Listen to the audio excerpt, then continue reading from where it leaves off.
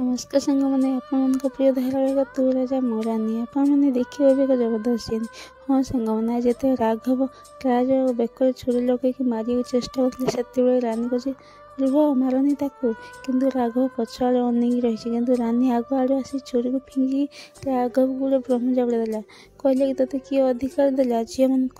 मान जीवन नष्ट करने राज ठीक कहते मुझे कथा को बुझीपार नी मुझे पागली थी राघव कह रानी तापरे रानी कह चुप रह पापी तो ये पापी मुहर रानी बोल डाकना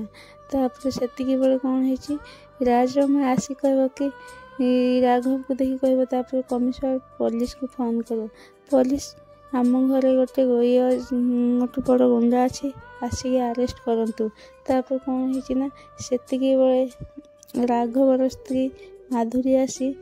रानी हाथ में छुरी को छड़े नहीं कह खबरदार मो स्वामी पाखक कहीं आसनी ना मुझे तुम समस्त को मारिदेवी से यही कथा शुणी राघव आश्चर्य हो गला जे ये कथा माधुरी कहते हाँ सांग मैंने आपण मन को कौन लगुच